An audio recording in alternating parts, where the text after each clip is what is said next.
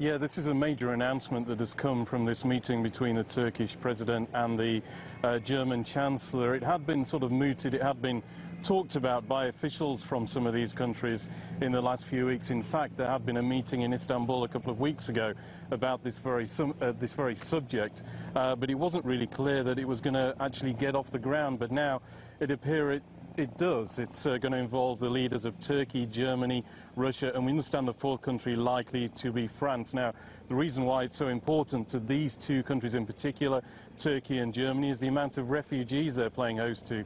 More than 3.5 million in Turkey and also about 1 million in Germany. Out of the EU states, Germany is the biggest host of Syrian refugees. Now, obviously, there's this delicate situation in Idlib at the moment. There has been a deal between Turkey and Russia to try and hopefully avoid this military offensive by the Assad regime. That's got about another few weeks to play out to see if it is successful. But obviously, Turkey in the last few weeks been talking about how it can't really continue to shoulder the responsibility of all the refugees who are leaving Syria because of the outbreaks of violence there. And it's important for these four countries to try and discuss all eventualities and how they're going to deal with them, especially if this Idlib agreement doesn't hold.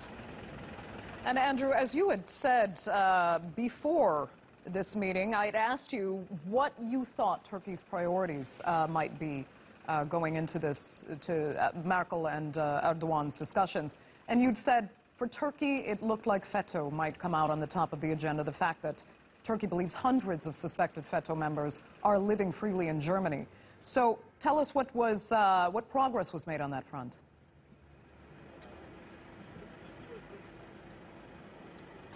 Yeah, on the subject of FETÖ, I mean, really, this conference, this summit, was about trying to sort of have a new start for Turkey and Germany. And although they did manage to reach some agreement and there were signs of cooperation on some issues, it seems like on the issue of FETÖ, they're still quite a way apart. This was the organisation that has been widely blamed in Turkey for the failed coup attempt back in 2016, and Turkey has been pressing Germany to announce this organisation as a terrorist group in Germany. And during that press conference, Angela Merkel said that she didn't have enough evidence to do that.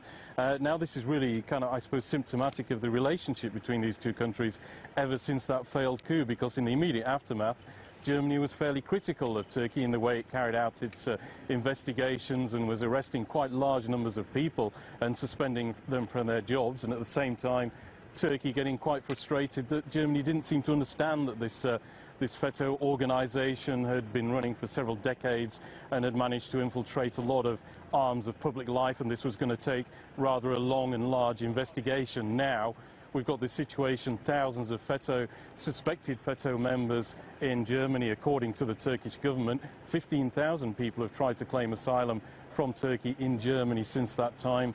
And also on the reverse side, Germany is saying that 50 of its nationals are currently being detained in Turkey in that roundup afterwards. So they all want this issue resolved, and we saw there during that press conference the Turkish president actually sort of pleading his case again to the German public and the world in general, talking about how 251 people have been killed in that failed coup, more than 2,000 injured, and also the state of emergency had now been removed. So trying to convince people still of Turkey's case there over that event in 2016.